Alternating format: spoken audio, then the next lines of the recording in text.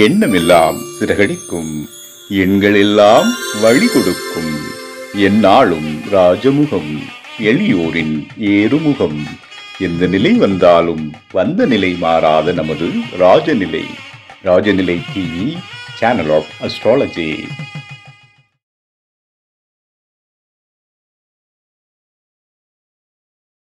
மேச ராசியின் பலன்களை அற்புதமாக விளக்கிச் சொல்ல வருகை தரும் பேலன்ஸ் தியரி ஆசிரியர், கிரகங்களின் சமநிலை கோட்பாடு, கிரிக்கெட், ஷேர் மார்க்கெட் அஸ்ட்ராலஜர் உயர் திரு சரவண சோமசுந்தரம் ஐயா அவர்களை அன்போடு அழைக்கின்றேன். அப்படிப்பட்ட ஒரு சரவணபவன் என்ற ஒரு அற்புதமான பெயரையும் சோமசுந்தரன் என்ற பெயரையும் தாங்கி கொண்டு மேச ராசியின் மேன்மைமிகு பலன்களை அள்ளி தருவதற்காக அற்புதமாய் வந்திருக்கிறார். ஞான பொக்கிஷம் ஒரு புதுமுறை ஜோதிடத்தை இவ்வுலகுக்கு தந்தவர். பங்கு சந்தை ரகசியத்தை ஒவ்வொரு வரியாக உணர்ந்து உலகுக்கு தந்தவர். ஒரு சிறிய வயதில் தான் சொல்லணும், சிறிய வயதில் சிறப்பாக ஜோதிடத்தை அனைவரும் பயன்படுத்துறதுக்காக அற்புதமாக தந்துள்ளார். அப்படிப்பட்ட ஒரு நல்ல நண்பர், நல்ல ஜோதிட ஞானி. அவர்களை மேச ராசியின், அதாவது 2025 எப்படி இருக்கும் என்ற பலனை வருமாறு அன்புடன் கேட்டுக்கொள்கிறேன்.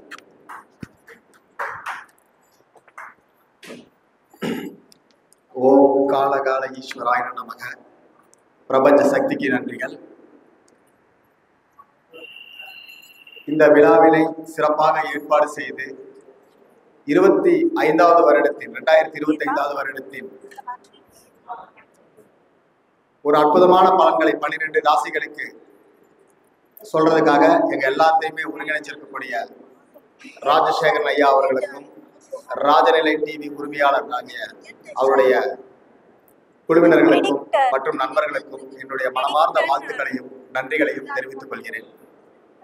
அது மட்டும் இல்லாம என்னுடன் பயணிக்கும் சக ஜோதிடர்களையும் மற்றும் இங்கு விழாவிற்கு தலைமையேற்று நடத்தி கொண்டிருக்கக்கூடிய கோவையின் அடையாளம் மதிப்பிற்குரிய மருதுமலை குருஜி ஐயா அவர்களுக்கும் மற்றும் உடன் அடுத்த 12 ராசிகளுக்கு சொல்ல இருக்கக்கூடிய நண்பர்களுக்கும் மனமார்ந்த நன்றிகளையும் வணக்கங்களையும் வாழ்த்துக்களையும் தெரிவித்துக் கொள்கிறேன்.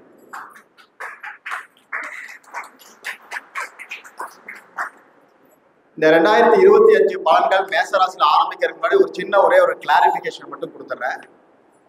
பெரியவங்க எல்லாமே ராசி கட்டம்னு சொன்னாங்க. நம்ம அதனால என்ன பண்ணிட்டோம்னா ராசிக்கு பலன் சொல்ல ஆரம்பிச்சிட்டோம். அதுக்கு இந்த 12 கட்டங்களுக்கு பேரு ராசி கட்டம். அப்ப ராசிகள் நம்ம சொல்றப்பெல்லாம் ராசி பலன் சொல்றதுனால சந்திரன் இருக்கிற இடம் தான் ராசி அப்படின்னு எடுத்துட்டு இருக்கோம். கிடையாது, அதுக்கு பேரு ராசி கட்டம். மேசம் முதல் நம்ம மீனம் வரை எல்லாமே நம்ம சொல்றது எல்லாமே ராசி கட்டம் தான் பேரு. பலன்கள் எல்லாமே லக்னத்துக்கு தான். ராசிக்கு சொன்னீங்கன்னா தப்பா போயிடும். பல இடங்களை நம்ம அனுசரிச்சு அதை பயன்படுத்தி பார்த்தீங்கன்னா நீங்க சொல்றதுக்கு நடக்கிறதுக்கு வித்தியாசமா இருக்கும். இதை கூட திசாபுத்தி பலன்கள் அப்படிங்கிற ஒரு விஷயம் இணையாமல் நம்ம கோச்சார பலன்களை சொல்லவே முடியாது. ஏன் கோச்சார பலன்கள் எல்லாமே எல்லாருமே சொல்லுவாங்க ஒரு 20% தான் நடக்கும் அப்படிம்பாங்க. அப்படி கிடையாது, லக்னங்களுக்கு நடக்கும்.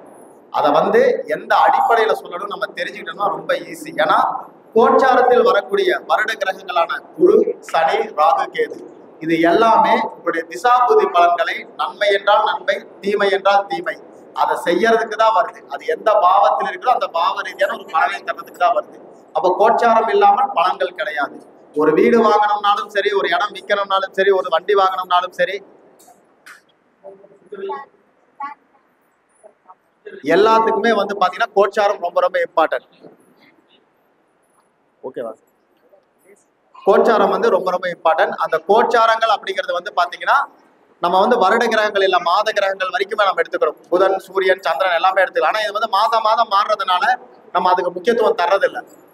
அதே சனி, குரு, ராகு, கேதுகளுக்கு முக்கியத்துவம் தர்றோம். அது மட்டும்தான் பலன்களை தருது. ஆனா கர்ம கிரகங்கள் அப்படிங்கிற இடத்துல அது இருக்கிறதுனால அதுக்கான பலன்களை நம்ம பார்க்க போறோம். அப்பேற்பட்ட ஒரு விஷயத்தை இந்த மேச ராசிக்கு, அதாவது மேஷ லக்னத்துக்கு நான் பலன்களா தரேன். அது ராசியா எடுத்துக்கிட்டாலும் லக்னமா எடுத்துக்கிட்டாலும் உங்களுடைய ஜாதகத்துல ஒப்பிட்டு பார்த்துக்குங்க. முதல்ல மேசத்தை எப்பவுமே பெரியவங்க எல்லாமே சொல்லுவாங்க, மேசத்துடன் மோதேல் அப்படின்னு ஒரு விஷயம் சொல்லுவாங்க. நம்ம ஆரம்பிக்கும் போதே அன்பும் பண்பும் கொண்ட மேசராசி அன்பர்களே அப்படின்னு ஆரம்பிப்போம். நம்ம சில குணாதிசயங்களோட ஆரம்பிக்கலான் இருக்கேன். எப்படின்னா மேசத்துடன் மோதேல் அப்படின்னு சொல்லுவாங்க. அந்த மாதிரி ஒரு குணம் கொண்ட மேசராசி நேயர்களே, அப்படி இல்லைன்னா முசுடுன்னு பேர் எடுத்த மேசராசி நேயர்களே, அப்படி இல்லைன்னா கோபக்காரா அப்படின்னு பேர் எடுத்த மேசராசி நேயர்களே, எந்த ஒரு விஷயத்துக்கும் முதல் அடி எடுத்து வைக்கிறது யாருன்னு பார்த்தீங்கன்னா ஒரு 10 பேர் இருக்கிற இடத்துல முதல் அடி எடுத்து வைக்கக்கூடிய மேசராசி நேயர்களே அப்படி ஆரம்பிக்கலாம். தன்னுடைய சுய கௌரவத்திற்காக தன்னுடைய அடையாளத்திற்காக போராடும் மேசராசி நேயர்களே அப்படின்னு கூட ஆரம்பிக்கலாம். இது எல்லாமே அவங்க கிட்ட இருக்கக்கூடிய ஒரு குணம். எந்நிலையிலும் வெற்றிகளை பகிர்ந்தளிக்கக்கூடிய மனது கொண்ட நம்ம மேசராசி நேயர்களே அப்படின்னு ஆரம்பிக்கலாம். தன்னுடைய தோல்விகளை தான் மட்டுமே எடுத்துக்கொள்ளக்கூடிய மேசராசி நேயர்களேன்னு எடுத்துக்கலாம். அதையும் தாண்டி வந்து பாத்தீங்கன்னா கடைசி வரை போராடும் குணம் கொண்ட மேசராசி நேயர்களே. எந்த ஒரு இடத்துலயும் நெவர் கிவ் அப் அப்படிங்கிற ஒரு கான்செப்ட் இருக்குன்னா அது மேசராசிக்காரன் தான். அதனாலதான் மேசத்துடன் மோதேல் அப்படிம்பாங்க. இதான் படத்துல காட்டுவாங்க தெரியுங்களா, கடைசி குத்து விழுகிற வரைக்கும் கீழே விழுந்தாலும் சாகிற வரைக்கும் எந்திரிச்சு போறாருன்னா அவன் மேசராசிக்காரனா இருப்பான். அப்பேற்பட்ட ஒரு குணம் இருக்கக்கூடிய அவங்க மேசராசிக்காரங்க இருக்காங்க. தலையாக இருந்தாலும் தளபதியாக நின்று போராடக்கூடிய குணம் கொண்ட மேசராசி நேயர்களை எப்படி வேணா வச்சுக்கலாம். எல்லாமே தன்னுடைய வெற்றி தன்னுடைய விஷயங்கள் எல்லாத்துலயுமே தான் மட்டும் முன்னோடியா இருக்கணும். அடுத்தவங்களுக்கு அந்த பேர் போற கொஞ்சம் கூட விட மாட்டாங்க. ஒரு விஷயத்தை எடுத்தாங்கன்னா தான் மட்டும் அப்படிங்கிற ஒரு இடத்த தக்க வச்சுக்கிட்டு ட்ரை பண்றவங்க மேசராசிக்காரங்க. அதே போல வெற்றிகள் வந்தா பகிர்ந்து கொடுத்துருவாங்க. ஆனால் அதற்கு முக்கிய காரணம் தானாக இருக்கணும்னு நினைக்கக்கூடியவங்க தான் இந்த மேசராசிக்காரங்க. அப்பேற்பட்ட குணம் கொண்ட இவங்களுக்கு வந்து என்ன மாதிரி பலன்கள் இந்த வருஷம் 2025 நடக்கும் அப்படின்னு வந்து பாத்தீங்கன்னா, நம்ம சொல்றது வந்து குரு சனி ராகு கேது. இப்ப 2025 ஏதாவது கிரகங்கள் பயிற்சி ஆகுதா? எதுவுமே பயிற்சி ஆகிறதுக்கு இல்ல. இப்ப ஆகுதா? 2020 ஆரம்பிச்சுன்னு ஆகுதா? மார்ச் மாசம் கடைசியில சனி பயிற்சி நடக்குது. ஏப்ரல் மாசத்தினுடைய 2வது வாரத்திற்கு பிறகு ராகு கேது பயிற்சியும் குரு பயிற்சியும் நடக்குது. அப்ப இந்த 3 மாத காலகட்டங்கள் என்ன ஆகும், என்ன பண்ண போறோம்? அப்போ நம்ம என்ன நினைக்கிறோம்னா நியூ இயருக்கு ஒரு பலன் சொல்லணுங்கிறதுக்காக நம்ம வந்து எல்லாமே உட்கார்ந்து இருக்கோம். அப்பேற்பட்ட பலன்கள் வந்து எங்கிருந்து ஆரம்பிக்கிறோம்னா, நீங்க பொதுவாக வந்து குரு இப்ப எங்க இருக்காரு அங்கிருந்து ஆரம்பிச்சுக்கோங்க. அடுத்தது எங்க போறாரு அப்படிங்கிறத பாத்துக்கங்க. பொதுவாக குருவை ஆரம்பிப்போம். ஏன்னா சுபகிரகம் அப்படின்னால குருவை ஆரம்பிப்போம். நான் சொல்லக்கூடிய பலன்கள் எல்லாம் கோச்சார பலன்கள் கிடையாது, திசாபுத்திகளை ஒருங்கிணைச்சு பாத்துக்கங்க. மேச ராசியை பொறுத்த வரைக்கும் குரு கேது சந்திர திசைகள் யாருக்காவது நடந்துட்டு இருந்ததுன்னா நல்லா பாத்துக்கங்க. கடந்த 1 வருட காலமா எப்படி இருக்குன்னு பாருங்க. நிறைய செலவீடுகளை பண்ணிட்டு இருப்பாங்க. மேச ராசிக்காரங்களும் மேச லக்னத்துக்காரங்களும் நிறைய செலவீடுகள் ஆகுதான்னு மட்டும் பாத்துங்க. குரு கேது சந்திர திசைகள் போயிட்டு இருந்தால் குருவினுடைய ஆரம்பத்துல நல்ல சுப பலன்களா செஞ்சுட்டு இருக்கும். ஒரு இடம் வாங்குறது, ஒரு வீடு கட்டுறது, ஒரு இடம் பெயர்ந்து போய் இன்னொரு இடத்துல போய் சொத்து வாங்கி போடுறது, படிப்புக்காக வெளியூர் வெளிநாட்டுக்காக செலவு பண்றது, இந்த மாதிரி விஷயங்கள் இருக்கும். அதுவே இந்த வருஷத்துடைய குருவினுடைய முடிவு எப்படி இருக்குன்னா நிறைய தேவையற்ற செலவுகளை செஞ்சுட்டு இருப்பாங்க. இது அப்படியே மிதனத்துக்கு அடுத்த வருடம் அப்படி போகுதுன்னா நல்லா பாத்துங்க. அது பயணிக்கூடிய நட்சத்திரங்கள் ரொம்ப ரொம்ப இம்பார்ட்டன்ட். எங்க இருக்காரு அடுத்த வருடம் எங்க போறாருன்னு பாத்தீங்கன்னா மிதுனத்துக்கு போறாரு. செவ்வாயுடைய நட்சத்திரத்துல குரு சஞ்சாரம் செய்யும். 1-8 சாரத்துல போகும்போது அதனுடைய பலன்கள் எப்படி இருக்கும்? 8 என்கின்ற ஒரு அவமானத்தை சந்திக்கக்கூடிய ராசியாக மாறிடும். ரொம்ப கவனமா இருக்கணும். குரு திசை கேது திசை சந்திர திசை எந்த மேச ராசி லக்னத்துக்கு போகுதோ அவர்கள் தயவு செய்து அடுத்த வருடம் செவ்வாயினுடைய சாரத்தில் குரு சஞ்சாரிக்கும் போது ரொம்ப கவனமாக இருக்க வேண்டிய ஒரு காலகட்டம். எதிர்பாராத திடீர் தனவரவுகளும் கொடுக்கும். இப்போ ஒரு கோர்ட்டு கேஸ் வம்பு வழக்குல ஏதாவது போயிட்டு இருக்கீங்கன்னா, ஒரு உயிர் சொத்து சம்பந்தமான ஒரு விஷயத்த நீங்க பண்ணிட்டு இருக்கீங்கன்னா அதற்கு குரு கேது சந்திர திசைகள் இருக்கிறவங்க லாஸ் பண்ணக்கூடிய காலகட்டம். சனி செவ்வாய் சுக்கிரன் இந்த திசைகள் யாருக்காவது போயிட்டு இருந்ததுன்னா இதே குரு உங்களுக்கு அந்த சொத்துக்களை வாங்கி கொடுத்துருப்பாங்க. ரெண்டுக்கு வித்தியாசம் இருக்கு. இப்ப குருவை வந்து நம்ம நெகட்டிவ் ஏன் சொல்றோம்னா, இந்த லக்னத்தை பொறுத்த வரைக்கும் ராசியை பொறுத்த வரைக்கும் குரு நன்மையை செய்ய மாட்டார். அப்ப நீங்க குருவை வந்து 3ஆம் இடத்துக்கு போறாரு நல்லவர் அப்படின்னு நீங்க எடுக்கிறத விட 3ஆம் இடத்துல இருக்கக்கூடிய குருவானவர் உங்களுடைய முயற்சிக்கு ஒரு வித்திடுவார். ஒரு விஷயத்த புதிய தொடக்கத்தை ஏற்படுத்துவார். ஆனா பழைய விஷயங்கள் எல்லாத்தையும் தொடச்சு முடிச்சு கட்டிட்டு தான் அடுத்த கட்டத்தை கொண்டு போவார். அப்போ செவ்வாயில் குரு சஞ்சாரிக்கும் போது தயவு செய்து கவனமாக இருங்க. கோர்ட்டு கேஸ் வம்பு வழக்குல கொஞ்சம் கவனமாக இருக்கணும். அதே குரு வந்து பாருங்க ராகு சாரத்துல போயிட்டு இருப்பார்.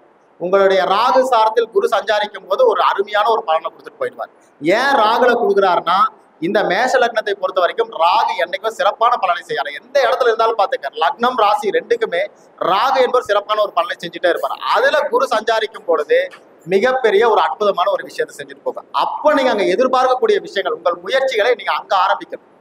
அங்க ஆரம்பிக்கும் போது இந்த மேச ராசிக்காரன் ஒரு புதிய விஷயத்தை தொடங்கும் போது அங்க ஜெயிச்சுட்டு வந்துடுவான். ஏன்னா சாரம் என்பது ரொம்ப முக்கியம். நம்ம மொத்தமா 3ஆம் இடத்துல குரு இருக்காரு சார், 3ஆம் இடத்துல முயற்சி நல்லா இருக்கும் அப்படி சொல்றது கூடாது. அது எந்த டயத்துல போடணும்னு இருக்கும். ஏன்னா காலம் அறிந்து பயிர் செய்வதுதான் வெற்றிக்கு அறிகுறி. அப்போ அந்த ராகு சாரத்துல சஞ்சாரிக்கும் போது உங்களுடைய குருவானவர் மிகப்பெரிய நல்ல பலனை தருவார். ஏன்னா குரு ஏற்கனவே கெட்டவர், அவர் இன்னொரு கெட்டவருடைய சாரம் வாங்குறாரு. கெட்டவன் கெட்டிடில் கிட்டிடும் ராஜயோகம், அதான் கான்செப்ட். அந்த இடத்துல ஆட்டோமேட்டிக்கா ஒரு பாசிட்டிவான விஷயங்கள் நடக்கும். நம்ம பொறுத்த வரைக்கும் நம்ம என்ன சொல்றோம்னா, ராகு என்பவர் இந்த லக்னத்தை, மேச ராசி மேச லக்னத்துக்காரர் ராகு நல்லது பண்ணுவார். அந்த இடத்துல சஞ்சாரிக்கும் போது உங்கள் முயற்சிகளில் வெற்றிகள் உண்டாகும், வழக்கில் வெற்றி உண்டு. 3ஆம் இடம் நம்ம என்ன சொல்றோம், நம்ம ஒரு இடம் பெயர்ந்து போறது, வேற ஊருக்கு போலாமா, நான் படிப்புக்காக வெளியே போலாமான்னா இந்த ராகு சாரத்துல சஞ்சாரிக்கும் போது நீங்க பண்ணினீங்கன்னா ஆட்டோமேட்டிக்கா நடக்கும். கண்டிப்பா குரு ராகுல போகும்போது பாருங்க, சில பேர் வீடு கட்டி வேற இடத்துக்கு போயிடுவாங்க, சில பேர் சொத்து வாங்கி வேற இடத்துக்கு போவாங்க, சில பேர் பாத்தீங்கன்னா தன்னுடைய வாடகை வீட்டை மாத்திட்டு வெளியே போயிடுவாங்க, தன்னுடைய வாடகை வீட்டை மாத்திக்கிட்டு வெளியே போவாங்க. ஒரு இடமாற்றம் உண்டு. அப்ப தொழில ஒரு இடமாற்றமோ அல்லது வீடு வாசல் வாங்குறதுல ஒரு இடமாற்றமோ கண்டிப்பாக இந்த குருவுல நடக்கும். அதே நேரத்துல குரு சாரத்திலேயே போறான்னு வச்சுக்கோங்களேன், என்ன ஆகும், இந்த குரு சாரத்திலேயே போகும்போது 9, 12 கூடிய தன்னுடைய வேலையை அங்க ஆட்டோமேட்டிக்கா பண்ண ஆரம்பிச்சிருவார். சார் வரல, ஹலோ. இந்த குரு பாத்தீங்கன்னா அந்த 9, 12 கூடிய தன்னுடைய சாரத்திலேயே போகும் பொழுது வெளிநாட்டு யோகம் தேடி வரும். நான் வெளிநாட்டுக்கு போலாமா அப்படின்னா கண்டிப்பா வெளியூரோ வெளிநாடோ அனுப்பிச்சு வைக்கக்கூடிய கிரகமாக மாறும். அப்ப நீங்க தொழில் ரீதியா ஒரு இடத்த சூஸ் பண்றீங்க, நான் வெளியே போலாமா அப்படின்னு கேட்டீங்கன்னா தாராளமா போகலாம். லோக்கல் இருக்கிறது அவ்வளவு சிறப்பு கிடையாது. ஒரு பத்திரப்பதிவு நடைபெறும். 3ஆம் இடத்துல குரு போகும்போது ஒரு பத்திரம் சார்ந்த பதிவுகள் நடைபெறும். அது சிறப்பு. நீங்க வாங்குறதுக்காக பண்றீங்களா அப்படின்னா, நான் ஏற்கனவே சொல்லிட்டேன், குரு கேது சந்திர திசைகள் இல்லாதவங்களுக்கு அது சிறப்பை தரும், சொந்தமா வாங்கக்கூடிய அமைப்பை ஏற்படுத்தும். இல்லைன்னா உங்க சொத்தை விற்கக்கூடிய ஒரு அமைப்புக்காக கையெழுத்து போடுற மாதிரி ஆயிடும். கொஞ்சம் கவனமாக பார்த்துக்கணும். சரி, இதே குரு பாருங்க வக்ரமாவார் ஒரு இடத்துல இல்லையா, அந்த வக்ரமாகக்கூடிய காலகட்டத்தில் ராகு சாரத்துல வரும்போது ரொம்ப கவனமா இருங்க, அங்க பிரச்சனையும் கொடுப்பார். ஏன் இதை நம்ம சொல்றோம்னா, கோச்சாரத்தில் பலன்கள் திசாபுதிகள் கூட கனெக்ட் பண்ணும் பொழுதுதான் இந்த மேச ராசி லக்னத்துக்கு சிறப்பான ஒரு பலனை எதிர்பார்க்க முடியும். அப்ப அந்த குரு வக்ரமாய் ராகு சாரத்தில் போகும்போதே, சார் நீங்க ராகுல போனா நல்லது நடக்கும் சொன்னீங்களே, ஏன் நடக்கலன்னு கேட்டீங்கன்னா, வக்ரமாகும் போது ரிவர்ஸ் மோடு தான், ஆட்டோமேட்டிக்கா இந்த பலன்கள் எல்லாமே தடைபட்டு. அப்போ இவங்க இந்த பிரச்சனையில இருந்து விடுபடுவாங்களா அப்படின்னா, சனி செவ்வாய் சுக்கிர திசைகள் போயிட்டு இருந்ததுன்னா தப்பிடுவாங்க. தப்பி தவறி குரு கேது சந்திர திசைகள் இருந்தால் நல்ல ஆரம்பமாக இருக்கும். அதே குரு முடியும் போது மிகப்பெரிய ஒரு நஷ்டத்தையும் சந்திக்கக்கூடிய காலகட்டமாக மாறிடும். ரொம்ப ஜாக்கிரதையாக இருக்கணும் இந்த மேச ராசிக்காரங்க. அதே நேரத்துல இந்த லக்னத்தை பொறுத்த வரைக்கும் பாருங்க, சனி இப்ப அடுத்தது எங்க போவார்னு பாத்தீங்கன்னா, அடுத்த வருடம் அதாவது மார்ச் எண்ட்ல பாத்தீங்கன்னா அவர் ஆட்டோமேட்டிக்கா மீனத்துக்கு போறாரு. மீனத்துக்கு போகக்கூடிய காலகட்டம், சனி கும்பத்துல இருந்து மீனத்துக்கு போகக்கூடிய காலகட்டம் அற்புதமான ஒரு காலகட்டம். எல்லாருமே சொல்லுவாங்க மேச ராசிக்கு சனி திசை ஆகாது, மேச லக்னத்துக்கு ஆகாதுப்பாங்க. நாங்க எங்களுடைய ரூல் படி நாங்க பாக்குறது குரு ஆகாது மேஷத்துக்கு, சனி என்னைக்குமே நல்லவர் தான். சனியை பொறுத்த வரைக்கும் மிகப்பெரிய ஒரு அற்புதமான யோகத்தை தரக்கூடிய கிரகம். இந்த ராசியை பொறுத்த வரைக்கும் நீங்க பாதகாதிபதி எடுத்தாருன்னா அவர் கெட்டு போயிட்டாரு. தொழில் ஸ்தானாதிபதினு எடுத்தீங்கன்னா அந்த இடத்துக்கு 3ஆம் இடத்துல இருக்காரு. லக்னத்துக்கு 12ஆம் இடம், 2வது தொழிலை அமைக்கக்கூடிய யோகத்தை இந்த மேஷ ராசிக்கு அந்த கிரகம் செஞ்சு கொடுக்கும். அதுல சனி திசையோ செவ்வாய் திசையோ சுக்கிர திசையோ கண்டிப்பாக போகணும். இந்த சனி செவ்வாய் சுக்கிரன் இல்லாமல் இது நடக்கும் போது கண்டிப்பாக நெகட்டிவான பலன் தான். ரொம்ப கவனமா ஆரம்பிக்கணும். உதாரணத்துக்கு மேசத்துக்கு 3ல குரு இருக்காரு, இந்த மே மாசம் போவாரு. அந்த டயத்துல நீங்க தொழில் ஆரம்பிச்சீங்கன்னா உங்களுக்கு குரு கேது சந்திர திசைகள் போனால் இந்த சனியை மட்டும் எடுத்து பலன் சொல்லிட்டு இருந்தீங்கன்னா தோத்து போயிடுவீங்க. தொழில ஒரு விரக்தி மனப்பான்மை லாஸ் வரும். அதுக்கு பதிலாக சனி செவ்வாய் சுக்கிரன் போகக்கூடிய திசைகளாக இருந்தால் மேசத்துக்கு தொழிலை ஆரம்பிக்கலாம். 2வது தொழில் அப்படிங்கிற பாவம் ஆக்டிவேட் ஆயிடுச்சு.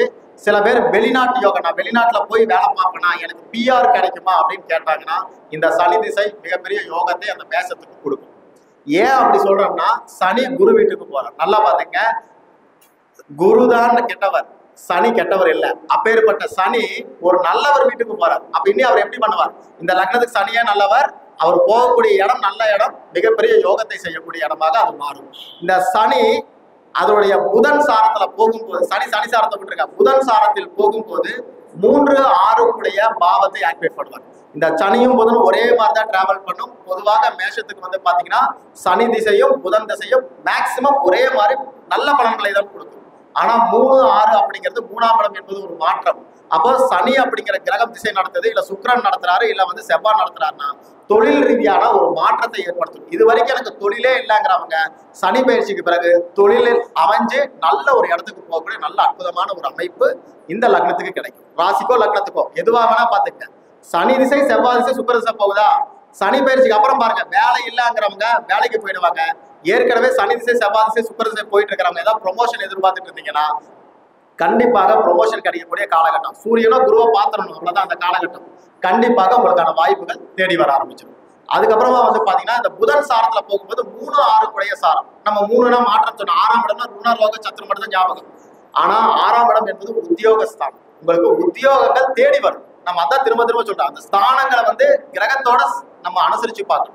அப்ப சனி திசையோ செவ்வாயோ சுக்கிரனோ போகிறவங்களுக்கு இந்த புதன் சாரத்தில் சஞ்சாரிக்கும் போது உங்களுக்கு தேவையான கடன்கள் கிடைக்கும். நீங்க ஒரு லோன் போட்டு வீடு கட்டணும்னு நினைச்சீங்கன்னா வீடு கட்டிடலாம்.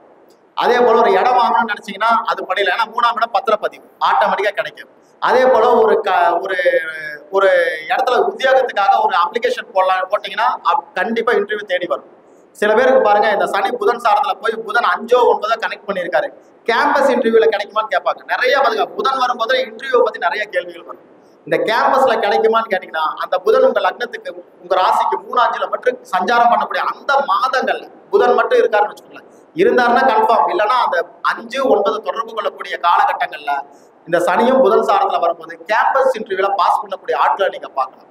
இந்த சனி புதன் சேர்க்கை மட்டும் கொஞ்சம் கவனமா இருக்கணும். நரம்பு சம்பந்தப்பட்ட தொந்தரவுகளை மட்டும் கொஞ்சம் கொடுத்துரும். அதுல மட்டும் கவனமா இருந்துட்டீங்கன்னா இந்த மேசத்தை பொறுத்த வரைக்கும் சனி திசை ஒரு அற்புதமான திசை. இந்த சனி பயிற்சி மிகப்பெரிய அற்புதத்தை செய்யும். நல்லா கேட்டுக்கணும். குரு, கேது, சந்திர திசைகள் இல்லாதவங்களுக்கு சனி, செவ்வாய், சுக்கிர திசை போறவங்களுக்கு தான் இந்த பலன். புரியுதுங்களா? அப்போ இந்த இடத்துல மிகப்பெரிய ஒரு அற்புதமான காலகட்டமாக இந்த சனி மாறுவார். சரி சனி 12ஆம் இடத்துக்கு போயிட்டாரு, 6ஆம் இடத்தை பாக்குறாரு, எனக்கு வந்து அப்ப நோய் வராதான்னு கேட்டீங்கன்னா உடல் ரீதியான பாதிப்புகள் கொடுக்கும். 12ஆம் பாவம் என்பது ஹாஸ்பிட்டல் அட்மிட் ஆகக்கூடிய ஒரு இடம். அப்ப ஹாஸ்பிட்டல் போகக்கூடிய ஒரு சூழ்நிலையை ஏற்படுத்தும். யாருக்குங்கிறத உங்க ஜாதக ரீதியா பாத்துக்கங்க. ஏன்னா 12ஆம் இடத்துல இருக்கக்கூடிய கிரகம் 12 கூடிய அத்தனை பலன்களையும் செய்யும். உத்தியோகம் மட்டும் கொடுக்குமா?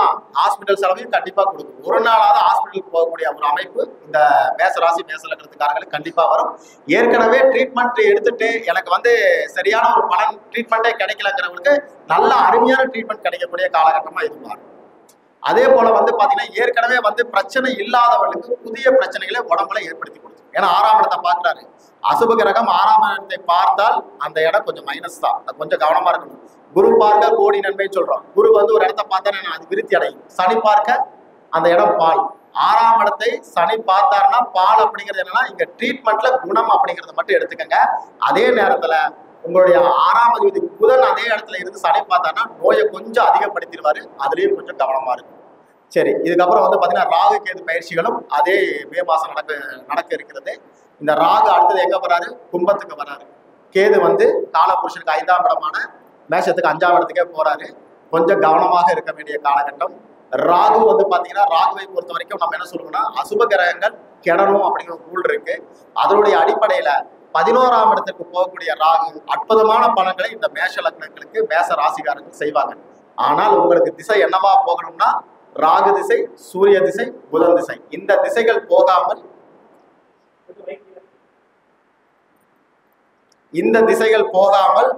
நீங்க ஓகேவா, சூரியன், ராகு, புதன் இந்த திசைகள் போகாமல் நீங்க வந்து லைஃப்ல ஜெயிக்க முடியாது. இப்ப வந்து பாருங்க, ராகு அப்படிங்கிற கிரகம் வந்து பாத்தீங்கன்னா உங்க லக்னத்துக்கு நல்லவர். நான் ஏற்கனவே சொன்ன மேசத்துக்கு வந்து ராகு நல்லவர் சொன்னேன். இப்ப ராகு திசை, சூரிய திசை, புதன் திசை போயிடணும். அதுல சூரிய திசை மட்டும் போறவங்க கவனமா இருந்துக்கங்க. மிகப்பெரிய பிரச்சனைகளை போய் சிக்கிருந்தீங்க. ஏன்னா சூரியனுக்கு ராகு ஆகாது, எப்பவுமே ஆகாது. உங்களை பொறுத்த வரைக்கும் ராகு திசை அல்லது புதன் திசை எனக்கு போயிட்டு இருக்குன்னா இந்த ராகு அற்புதமான பலன்களை செய்யக்கூடிய காலகட்டம். இந்த ராகு பயிற்சி, அடுத்து வரக்கூடிய ராகு பயிற்சி இந்த மேசத்தை பொறுத்த வரைக்கும் மிக அற்புதமான காலகட்டங்களாக அமையும். 11ஆம் இடத்துல என்னென்ன நட்சத்திரங்கள் எல்லாம் இருக்கு பாருங்க. செவ்வாய் நட்சத்திரம் இருக்காரு, ராகு நட்சத்திரம் இருக்கு, குரு நட்சத்திரம் இருக்கு. இந்த ராகு செவ்வாய் நட்சத்திரம் குருல தான் முதல்ல வருவார். இந்த குரு நட்சத்திரம் வந்து 9, 12 கூடிய விஷயங்கள் பண்ணுவார். எடுத்த உடனே ஒரு மைனஸ் தான். ராகு எது பேசி நல்லா இருக்குன்னு சொன்னீங்க, எனக்கு எடுத்த உடனே லாஸ் வருது அப்படின்னு கேட்டீங்கன்னா கண்டிப்பா ராகு மைனஸ் தான். ராகு குருவுக்கு நன்மை செய்ய மாட்டார். ஜோதிட ரீதியாகவும் சரி, நீங்க அந்த இடத்துக்கு போகும்போதே பாருங்களேன், மேசராசி மேச லக்னத்துக்காரங்களுக்கு யாருக்காவது ராகு சூரியன் புதன் போயிட்டு இருந்தா, ராகு குரு சஞ்சாரிக்கும் போதே விரயத்தை ஏற்படுத்துவார். அது சுபம விரயமா இருக்கணும்னா உங்க ஜாதகத்துல நல்ல திசாபுதிகள் போகணும். அசுப விரயமா இருக்குன்னா திசாபுதிகள் கெடுதலாக 6, 8, 12 கூடிய திசைகளாக இருந்தால் கொஞ்சம் கவனமா இருந்துக்கங்க. குரு கண்டிப்பாக மெடிக்கல் செலவுகளை கொடுப்பார். அந்த இடத்துல ராகு குரு சாரத்துக்குள்ள என்ட்ராகும் போதே உங்களுக்கு மெடிக்கல் செலவுகளை கொடுக்க ஆரம்பிச்சிருவார். அது மட்டும் கிடையாது, குழந்தைகளுக்கான செலவுகளா மாத்திடுவார். காலபுருஷனுக்கு இப்ப 5ஆம் இடத்தை வந்து கேது தொடர்பு கொள்றதுனால குழந்தைகளுக்கான மருத்துவ செலவுகளை கொடுத்துரும். படிப்பு செலவுன்னு ஒரு கான்செப்ட் இருக்கு. 5ஆம் இடத்துல ராகு கேதுக்கள் வந்தாலும் என்ன சொல்லுவோம், 5, 11 படிப்பு செலவையும் கொடுக்கும். மொத்தத்துல செலவினங்கள் அதிகமாகக்கூடிய காலகட்டமாக மாறும். கவனமா இருக்கணும். இது வந்து ராகு சூரியன் புதன் இந்த திசைகள் போறவங்களுக்கு. அதுவே ராகு சாரத்துல என்னைக்கு போறான்னு பாருங்க, அந்த காலகட்டம் அற்புதமான காலகட்டம். சூரிய திசையோ ராகு திசையோ புதன் திசையோ, சூரியனை மட்டும் மறந்துருங்க, ராகு திசை புதன் திசை போறவங்களுக்கு மேச ராசி மேச லக்னத்துக்காரங்களுக்கு அற்புதமான பலன்கள் நடக்கும். நீங்க எதிர்பார்க்காத பல விஷயங்கள் நீங்க லைஃப்ல பார்க்க போறீங்க. நான் இப்பவும் சொல்றேன், ராகுவோ புதன் திசையோ போகணும். போயிட்டு இருந்து இந்த ராகு 11ஆம் இடத்துக்கு சஞ்சாரிக்கக்கூடிய காலகட்டத்துல அற்புதமான பலன்கள் என்னெல்லாம் பண்ணலாம் பாத்தீங்கன்னா, ராகு 3, 7, 11 நட்சத்திரமா இருக்காரு மேசராசி மேச லக்னத்துக்காரனுக்கு. அப்ப 3, 7, 11 என்ன சொல்றோம், காமத்திரியோணம் சொல்றோம். காமத்திரியோணம்னா என்ன, திருமணம் செய்யக்கூடிய பாவங்கள், நீங்க ஆசைப்படக்கூடிய எண்ணங்கள், இது எல்லாமே பூர்த்தி ஆகக்கூடிய காலகட்டம். சார் எனக்கு குழந்தையே இல்லை சார், ரொம்ப நாளா ட்ரை பண்ணிட்டு இருக்கேன்னு சொன்னீங்கன்னா, இந்த மேசராசி மேச லக்னத்துக்காரங்களுக்கு வரக்கூடிய ராகு பயிற்சி மிகப்பெரிய அற்புதமான பலன்களை செய்யும். கண்டிப்பாக ஒரு குழந்தை பேர் அவங்க வீட்டுல உண்டு. கன்சீவ் ஆவாங்க சார், அவங்க வீட்டுல கண்டிப்பா கன்சீவ் ஆவாங்க.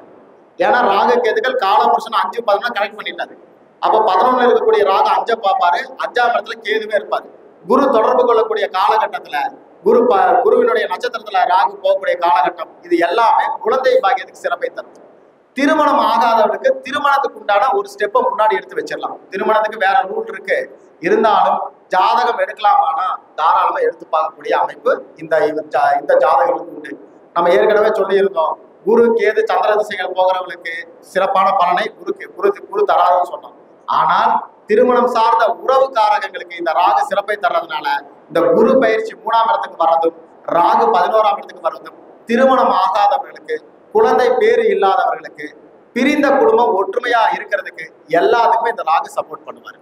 இந்த ராகு வந்து உறவுக்காரங்களை இணைத்து வைக்கும். குருவுடைய தொடர்புல திரிகோணத்துல வர்றதுனால குழந்தை சம்பந்தமான பேர்கள் மட்டும் இல்லாம இந்த உறவுகள் குடும்ப ரீதியா நீங்க அடுத்த கட்டத்துக்கு நீங்க எடுத்துக்கலாம்.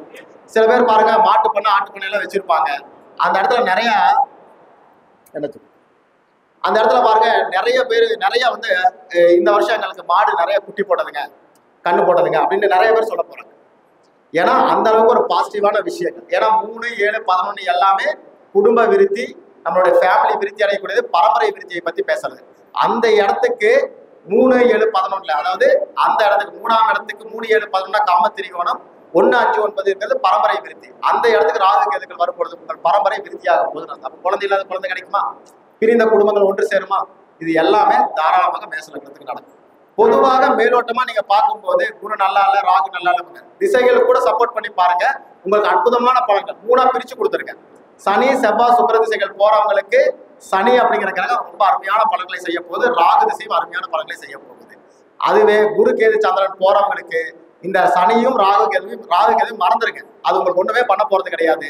குருவை மட்டும் மைண்ட்ல வச்சுட்டு மனசார வந்து கடவுள் குரு பிரார்த்தனை பண்ணிக்கங்க. திருமண உறவுகள், குடும்ப உறவுகள் இது விருத்தி அடையுமே தவிர பொருளாதார வாழ்க்கை என்பது அவ்வளவு சிறப்பா தராது. ரொம்ப கவனமா இருக்கணும்.